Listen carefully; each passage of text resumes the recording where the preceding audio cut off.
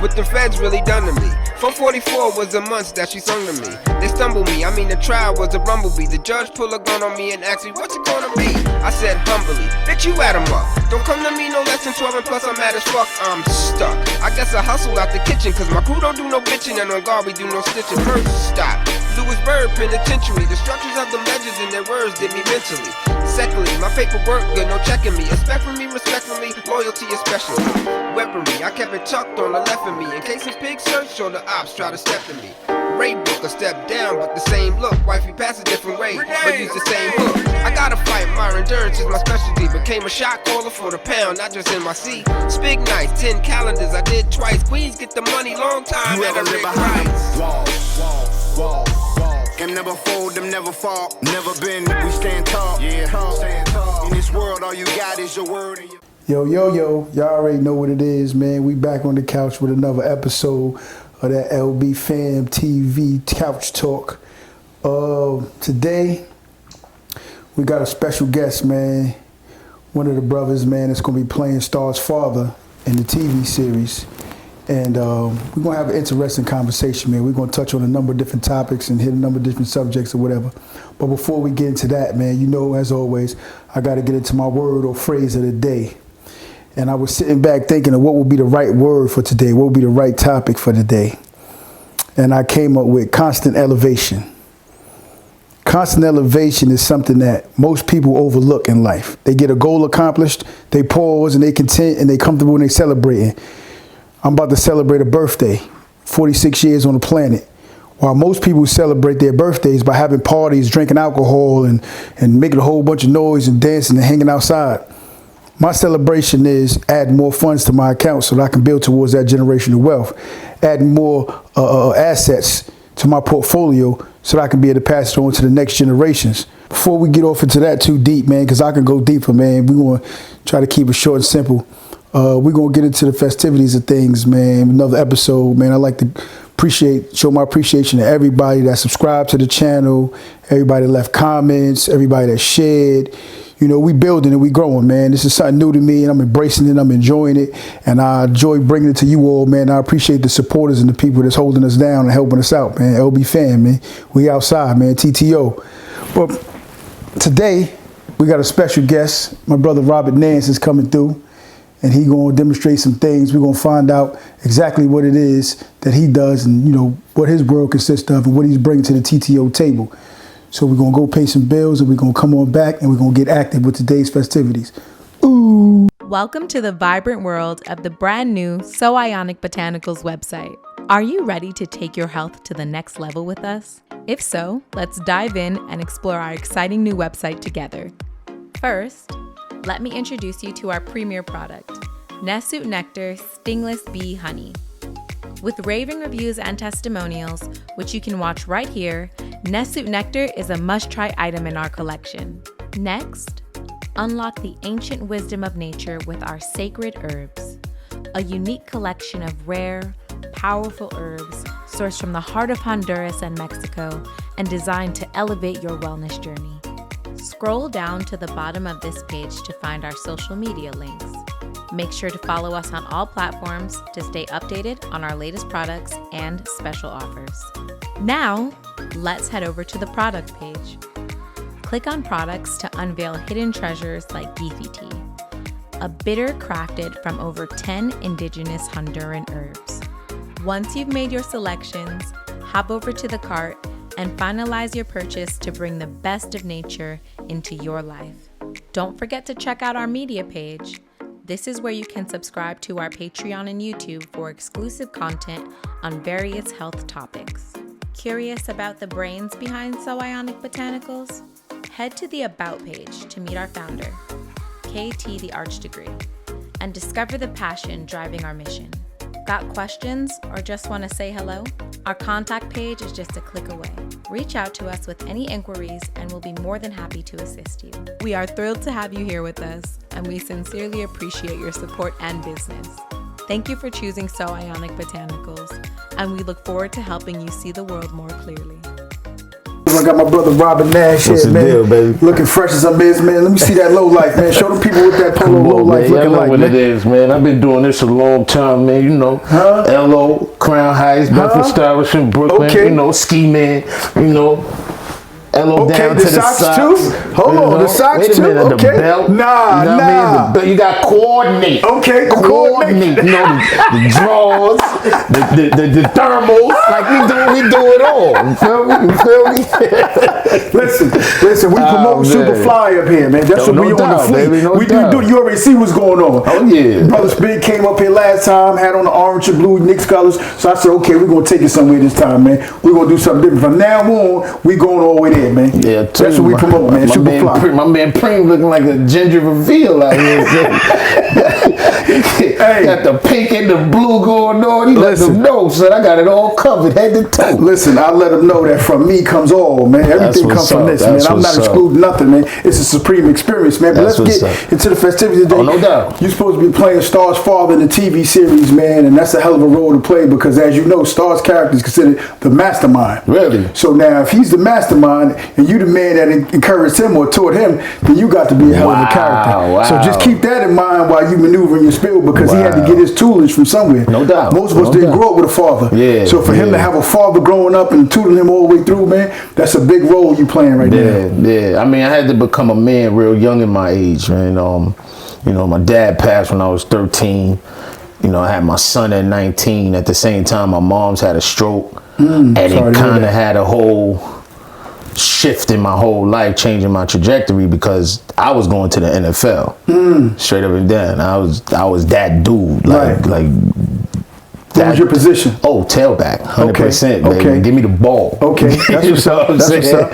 And so when that happened for me, you know, I couldn't leave because I had my sister. I raised my sister. I had to take care of my mother, and I couldn't stand my father at that time, yo. Like I didn't understand the value of the man himself, because my dad was the type. Like I give you a short story. I called myself. You know, we used to watch Brady Bunch and all like that. I know I might be aging myself, but so what? You telling on yourself a little bit. What happened is I saw the episode with Bobby, which is funny. That was, you know, my nickname growing up. And he called himself Running Away from Home. So there was some influx in the crib, and I didn't think it was just, and I wrote the note and put it on the door. I'm out of here. But I couldn't cross the street at the time. Right. So I had my football, and I just walked around the block till it got dark. Then I came in the house, and my mom's was the queen of ignoring you. So you be like, Mom, she act like you don't even exist. That hurt worse than the beating. Wow. So my pops, you know, he drove charter bus. He came home, had this chair next to his bed, and he had the letter in his pocket. So he pulled the letter out. He said, sit down. He reading the letter. He said, what you still doing here? Now I'm like 9, son. So I'm looking at him like that was not the response I was looking for. Right. So I'm looking at him. He's like, yeah. He's like, according to this, you know, you was running away. Like, why you here? Yeah. He said, don't you know if you left, it'd make it better for us? He said it costs to feed you. You know, the heat and the hot water, you in there farting up the sheets, that. And I'm looking at this man like, no, like that's not what I was looking for. You know this was the result I was looking for. But that's the father I come from. And it wasn't until later on in life I understood what he was doing. And in my mind, I think I felt he believed he wasn't going to be here for me, so he had to give me and put in me as much as he had so I would be prepared for life afterwards, man. So the dad thing is huge. Yeah, no doubt. And that's a role that's seldomly played in a lot of these series that we watch, man. In life period, the dad's is not usually there. We see them in the street as the man, as the leader, as the gangbanger, whatever, but as the role of a father, you don't usually see that. But with this series, we want to make sure we get an opportunity to hone in on all those specific attributes in our community that's necessary. What kind of put me in mind, though, is when Larry Fishburne played in Boys in the Hood. You know, that father, Styles, that was that dad to the hood, basically, because from my understanding, you know, Star was the only one who actually had a father present. No, Spig had one. Okay. Spig had a father, too. Those are the only two that had fathers. Okay. Me and Bourne was, but it was definitely them two. Okay. And they kind of like favored each other as far as their swagger. They come from that same generation, that same era. Okay. And so, and then you could tell the difference between how Star carried on and how everybody else carried on, because he was already established. And I used to wonder, like, man, he got all the stuff that he won already. From what I can tell, all the things that I'm working to get to, he already got those things. His angle is totally different from everybody else's. So we're going to get to finding out all of that and breaking everything down, because, you know, when you look back at everything that we've been through, we don't never consider how the family reacted to that, how they felt about that. Because we didn't think about it. We didn't, you know, and like I said, there was always the misconception. You know, we lied to ourselves a lot growing up, as far as like, I'm hustling because I got to take care of my family, or I'm doing this because I got to take care of my kids. And realistically, that's the biggest lie ever, because what happened if you get locked up? What happened if you get killed in the process? Now who's going to take care of your family? Right. So did you really think about them in the process, or was you trying to overcome whatever insecurities, doubts, or whatever you were going through in your own personal life? And that was what drove you. That's what you told yourself to keep you doing it. You know what I mean? So, okay, so with that said, let me ask you, what's your definition of a man? Well, man is not a word to me. Okay. Man is an acronym, and it means manifest all necessities. And, you know, as we've been chopping it up a little bit. Like I told you, you know, I host radio shows, talk show, comedy show, that kind of thing. And the mission statement for all of the Real Experience product is to return man to his rightful place as, you know, head of the household, leader in the community, example to the youth. And unfortunately, we not on our post, man. We slipping. So the complexion of today's society, honestly, I take full responsibility for it. Like, when you think of our forefathers, our Malcolm X, Martin Luther King, Huey P. Newton, Marcus Garvey, none of these dudes said that ain't my job. None of these dudes said that ain't my responsibility. They took responsibility. So until we get to the mindset that I am my brother's keeper, we gonna lose, man. We gonna lose, and we gotta start. And I hope what I bring to this project, if nothing else, is planting that seed. In the words of Tupac, I might not be the one to change the world, but I'll be the one to spark the mind of the one that will. No doubt. And that's what we want to do with stuff like this, you know. And that's what this movement is all about. A lot of times people listen and they say, man, what's that, a podcast? What's the TV series? I said, yeah, it's a little bit of all of those things, but I'm utilizing those things as tools to get out a valuable message to the people. And if podcast is the way, if TV series is the way, that's what we're going to use. But this is deeper than all of those things combined. Yeah. This is about setting a tone for the world in the way that we watched the Cosby Show back in the days. We don't have that type of example on TV nowadays. So it's not to say that we want to mimic what they've done, but we want to have the impact to show you this is what it looks like when you look a little deeper into the situation. Right. When you look deeper into the windows of those ghettos, homes, and houses to see what's really going on. Because there's something powerful going on in there, and sometimes we get led astray, and then they tell the narrative of what it was. It's crazy that you even say that, because you made mention about, you know, y'all coming up, and Star was the one that to you seemed to have it all together, or had what everybody would want. I'm from Bed-Stuy, Brooklyn. Okay. And one of my favorite aunts lived in Laurelton. And Laurelton was like a palace. Right. You know what I'm saying? Like, we grew up in a house. Like, my parents bought the brownstone, so we were homeowners. You know what I'm saying? And everybody on my block, there was no renters. Like, we were homeowners. But for us to have that opportunity to go to Laurelton, where fully detached homes and lawns, like my uncle Hedrick he built a brick barbecue pit in the backyard, and the things that was going on was there. It was like, it was like going down south, man.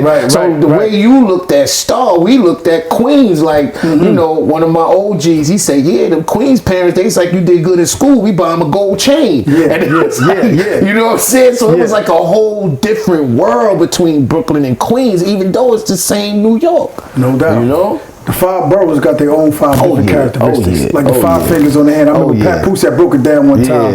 And I couldn't, remember everything, but I do know that it was a distinctive difference between each characteristics of these five boroughs. It's five different worlds. Oh yeah. Growing up in Queens was different from growing up in Brooklyn, because I was born in the Plaza, Noble Drew Plaza, Brooklyn, Brownsville. Okay. And it was my uncles and them was running that. You know what I mean? They was getting money in the projects, and I was able to move around under them. Right. When we went to Queens and got a house, and I'm on a block with a whole bunch of people that I don't know, the environment different. I didn't like it. I didn't want to be out the projects and come to no house and have these corny neighbors. I didn't understand it. Right. And then what wound up happening is I got a job working at the car wash across the street from my house. And that's where I met most of the drug dealers and the influencers of the community.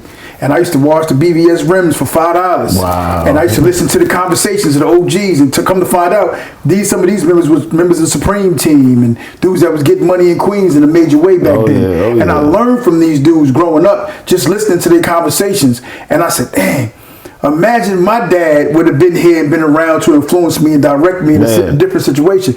I might have had a totally different outcome. But even those dudes in that time kind of protected us. Like, you was almost categorized as who you were as a person. Like me, I was an athlete.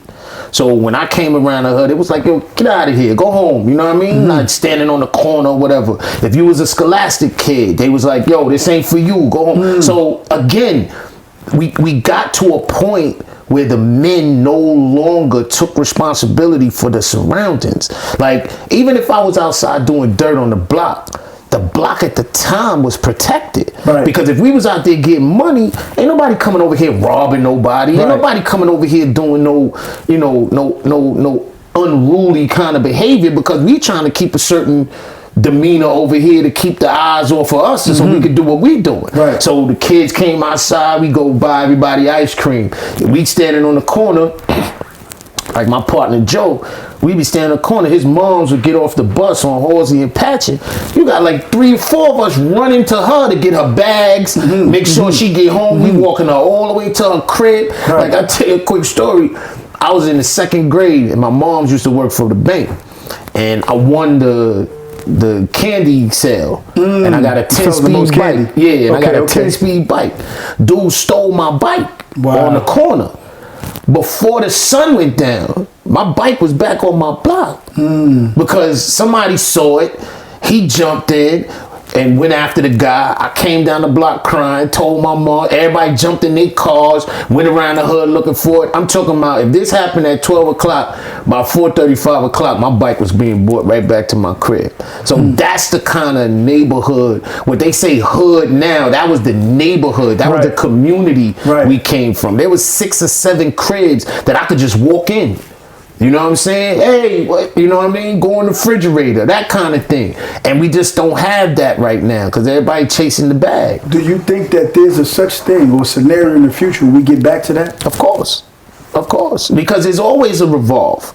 You know what I mean? And we, because we had the blackout. We had the, we had the looting era. We had the crack epidemic. We had dope. We had all kind of things. And fortunately, we've seen a lot of this. We've lived through a lot of this. So to tell me that it can't get back, of course it can. Of course it can. Okay. The question that I have is, because earlier you mentioned something about low life.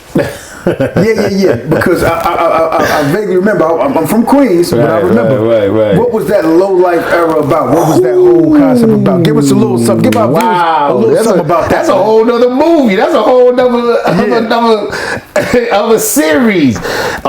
First of all, I gotta recognize Crown Heights. Like, I'm from Bed-Stuy, but as a low life, I moved in Crown Heights, Sterling, and Utica. Okay. And I can't say low life without mentioning my man Rack Low, my man Boostin' Billy, Buff, Thurston Howell, AV, E.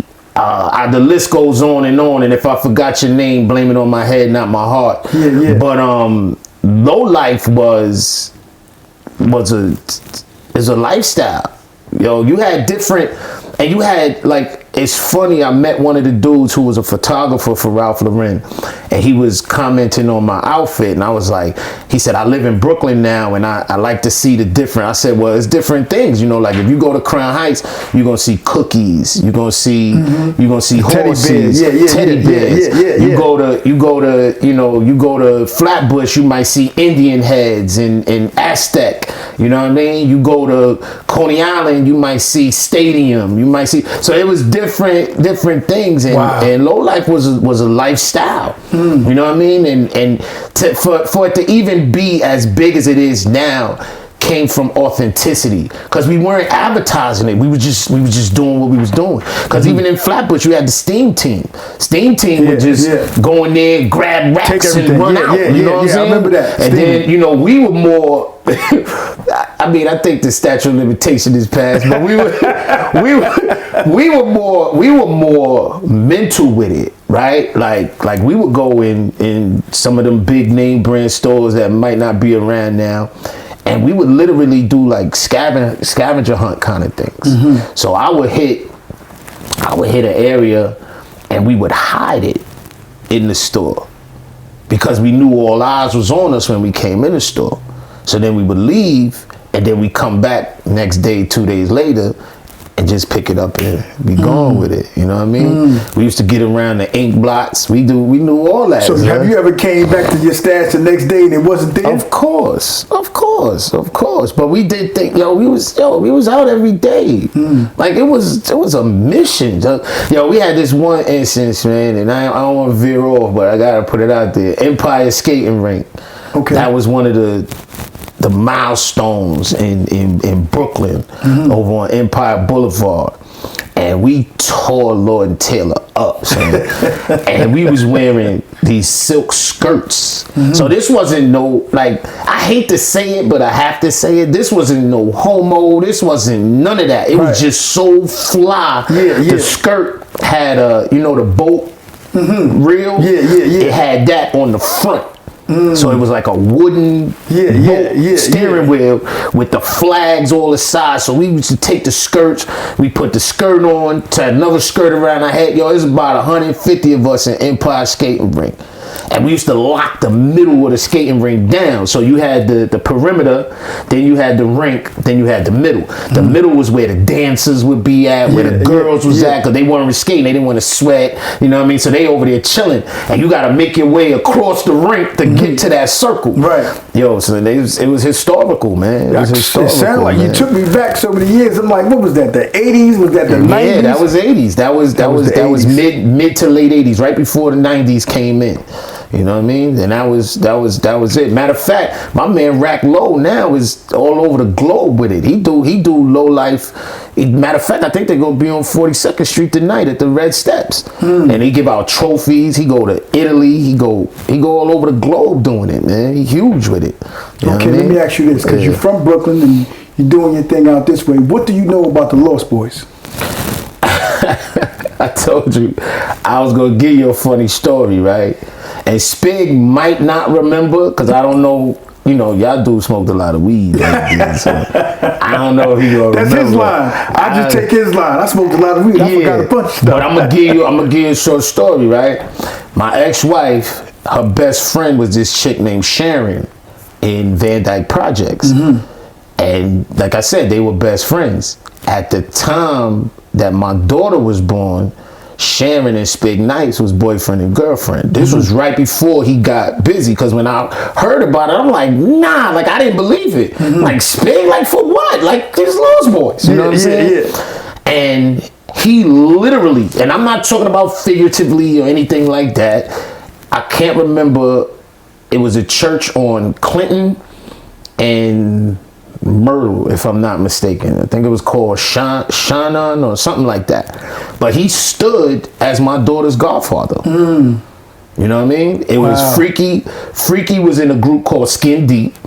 That was one of my best friends growing up. And Spig Nice was from the Lost Boys. So I'm like, yo, my daughter's godfathers is like made men. So I was, I'm standing there with my chest pulled out because it was going down. So in hindsight, Spig Nice is my daughter's godfather. That's a fact. Wow. Wow. That's family right there. Exactly. So everything's just coming full circle. Yeah. Full circle. Wow. My man Dana Dane say that all the time. Full circle. Wow. And that's where we are right now, man. Wow. This is big, man. Yeah. When I decided that I wanted to do a TV series about our life, I never really thought about how big it can be. I just focused on getting it done, making sure we put the right message out, making sure we got the right people to help bring it together. Right. And the more that I interact with the cast and production series, the production people, I find out, man, this is going to be extraordinary. Oh yeah. Because of the energy behind it, the motivation behind it. Yeah. It's just coming together, man. I got a lot of support from a lot of different people, man, that I wouldn't even know.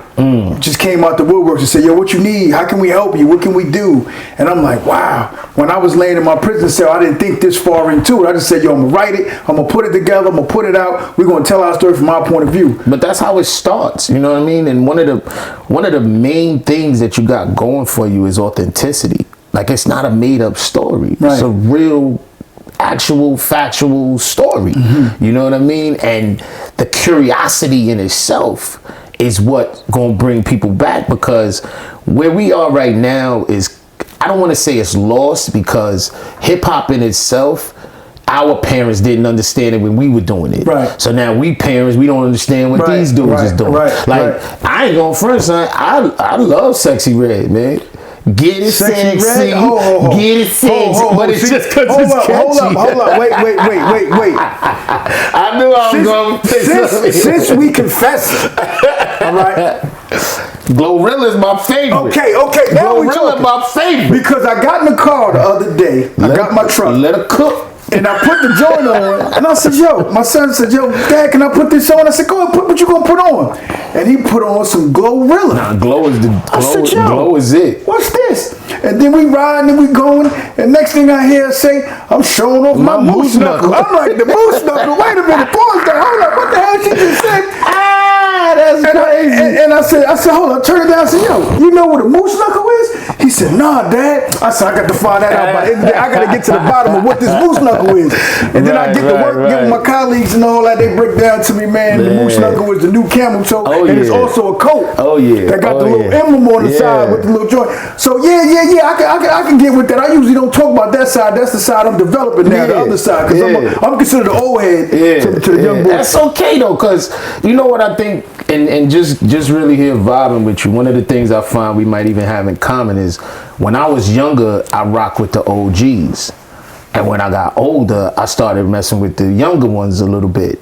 Not in the sense that I'm trying to stay young or be like them, but we're information type people, and I stay in the know. And when I mean young people, I mean like my daughter. Like, I'm not hanging out with a bunch of little dudes. Like, my daughter, she stayed connected, because one of my favorite shows on TV was Shameless, right? And they had this episode where the son, who was, you know, homosexual, I don't know, alphabet community, I'm not politically correct yet, I don't know what the term is, but they had an episode where he was dating somebody and they were using all these pronouns, and I was like, what is that? Like, I was confused. Right. So I called my daughter, like, I said, yo, hey, what's this? She's like, well, Dad, this mean this and this mean this, and I'm like, what? Right. And it was just a matter of being in the know, you know what I mean, and being like, you know, it weirds people out, but I'm a New York State certified chaplain. Okay. And a chaplain has no denomination of church per se. It's just a godly presence in the midst of crisis. So I don't have the luxury to judge, because the Bible says, let the weed and the wheat grow together, and I'll do the threshing. So it's not on me to judge a person's behavior. It's me to love you through it. And if we can get back to that and let that be the foundation, then that goes back into you asking me, do I think it can turn back around? And of course it can. Community. Of course it can. Because I asked that question because although I'm doing a TV series, I also work with a nonprofit organization, anti-gun violence organization called BEVO, Brownsville Gun Violence Out. and we work with the youth. Like I said, I always dealt with the old timers to get my knowledge, but then I got to give it to somebody. So I go to the youth between the age of 14 and 26, and we teach them, certain skills. And one of the things that we strive to focus on is a rites of passage, establishing one and enforcing it so that we know you went from one stage to the next phase. You can no longer behave the way you used to because now you graduated to another level. You're a man now. What type of man you're going to be is going to be based on your responsibilities and decisions you make, but you're a man. And working with that organization gives me a number of resources and superpowers to be able to aid and assist them in becoming those young men and those young women. Wow. So getting back to that community that we spoke about, that's what we focus on. That's what we focus on. We focus on that, man. That's necessary, because what I found in just that statement is there's a necessity of articulation. A lot of times we can tell our youth what to do, but we don't have nothing else for them to do. Right. Don't do this. Okay, so what else am I going to do? So if we can't provide opportunity, you're not in place to tell what to do or what not to do. Right. You see what I'm saying? But at the same time, we have to get back to acknowledging, valuing, and loving one another so that we understand, like, we come from the cartoons of Voltron and stuff like that, like everybody come together and let's form. Let's form and make Transformers, Optimus Prime, and we come together and form. See, now everybody's an individual. Now everybody, like, especially in our community, we work so hard to, like, even put our kids out the house. You know what I'm saying? And it's like, no, it's like, you stay here as long as you can, so when you go out there, you don't fall. You be prepared. You don't, because when my daughter left, she had lost her job. She's like, Dad, I did what you said. I got like 6 months worth of, my rent and everything on the side, but I'm scared. I was like, well, you better figure it out. You ain't coming back here. You know what I'm saying? I said, we done turned your room into a closet. Right. So you going. Right. But because she wasn't just automatically getting that, if she needed it, I'm there. But to tell her that, she worked it out. She made it happen. So there's some tough love, you know what I'm saying? But there's also compassion. There's also a need of empathy. And we just got to be those kind of people, strong enough to be vulnerable. You know what I mean? And a lot of us, I realize in being a human nature watcher, like, I love human nature, just watching people. And most of the time, what people show you is not what it is. So that dude that's showing you tough is probably scared. Right. The one that's showing you anger is probably vulnerable and don't want you to see it. You know what I mean? So we have to be the kind to be able to see the core of a person. And the only way to do that is to be honest with yourself. Because when you're honest with yourself, it ain't hard to figure other people out. No doubt. It's easy to see them. No doubt. Okay, let me ask you this. Sure. This is the one right here that I ask everybody. Give me your top 3 Lost Boy songs, man. Wow. Lex Coop's Beamers in the Benz. Okay. Renee. Okay. And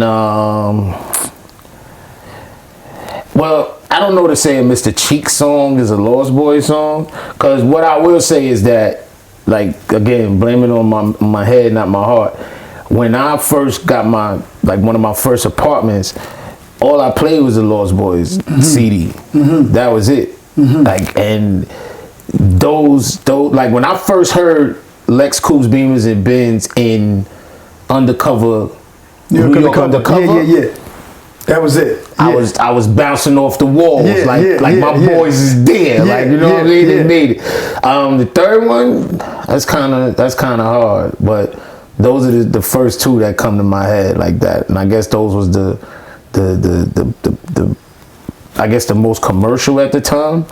But yeah, those are the ones that I could think of offhand. You start naming them, I could remember them. But yeah, that's what came off the top. Okay. Reason why I always ask that is because with that large body of work that they have certain ones that's just classics. Oh yeah. That no matter where you go in the country or the world, they're gonna hear those classics. They're gonna play those classics. They're gonna take you back to what you was doing at that time. When you first heard Lex Coop's Beamers and Benz, where were you? What was you doing? Damn, man, you in my business right now, man. I was in the streets, man. Yeah. I was outside, you know what I mean? And my man G, I think he had just got his Act Legend at the time. And that was in there. You know what I mean? No The doubt. Act Legend was a part of that. The Lex Coupes, Beamers, and the Benz. That's right. So when we was in the Acura, you know what I mean? We used to call it a boat because he had the 4-door joint. It was huge at the time. Yeah, you know what I mean? yeah. And that's what we was doing. You know, we was drinking a lot of gin and juice. We was smoking a lot of weed, and we was in the streets. We was outside. So you know that puts me back to that time where, you know, even in our our destructive lives, it was camaraderie. You know what I mean? Like our common enemy was getting out of the streets and at least having the potential and the means to do more than what was available to us. Right. You know what I mean? But they used to call me halfway because I was outside hustling, but I went to school every day. Got a little bit of this, a little bit of that, no doubt. I was going to college and come home and sell dope all day. So it was like, because I knew straight off the top, I used to tell them, niggas like, yo, what you going to school for? I said, I can't get no Social Security from hustling. You know what I'm saying? And all I had, and I've been on the book since I was 13, 14 years old. So that was the kind of mindset I had. But again, I had my mom and my dad who was, you know, my mother worked in a bank. My father drove 18-wheeler for UPS. So those were the things that I seen, you know what I mean? Next time you come, man, we're going to have to chop it up and go real deep into fatherhood and have a whole segment on fatherhood. Oh, yeah, I'm with the that. imagery of fathers and how things are. Because what we're going to start doing is we're going to start dealing with more worldly, realistic issues that we can give advice on from our own experiences. Because although this is a platform that I'm using to establish TTO and what we do and what we establishing with our producers and with our actors and actresses, we also dealing with being an example for our peers of what is and what isn't. Right. Because we from the age and era, like you said, where what's real is real. Right. And we don't even mention the fake. We don't give no light to it. Right. We just shine light on what's real. Right. And then if you put a clean glass next to a dirty glass, you pick which one you want. So we're going to get into them things, man. We're going to break some things down because I know you got some more in you, man. But we ain't got much time. We got to get to the next brother. No the doubt. person that you're actually playing his father for just showed up to the studio, so we got to get him in. My brother That's Kenny what's Rock, up. he's here, man. That's when he's playing star. So we got to get him in here. But before we go, man, tell the people where they can find you, where all your links are and everything. Okay. Well, straight up and down, you know, real experience, no E, because we're the variable. So that's REALXPERIENCE, #1 on Instagram. Facebook, same way. TikTok, same way, you know what I mean? All of it. And keep your eyes out, because me and the super producer, Mr. G, we done worked on a few things. We got a few things in the can, and it seemed like all of this is coming full circle in this year to come up, because we got the talk show coming, we got the comedy show coming, we got the Lost Boys story coming, Ghetto Eyes Publishing all the way. Never forget, GETV is on its way. You know what I mean? And recognize my partner, my brother Joe Grant, super producer and director, writer, and all that. Okay. I want to tell my kids what's up. I love them, and yo, y'all know what it is. What's up, baby? You heard it. You heard it here live on the couch with my brother Real. No now doubt, it's baby. real. No doubt. It started off, he's robbing Nance. Now Still we is. he's real. Always. Because we set real examples and doing some real things over here, man. No doubt, Y'all baby. already know what it is, man. Another episode on the couch, man. We're going to get back to you in a few.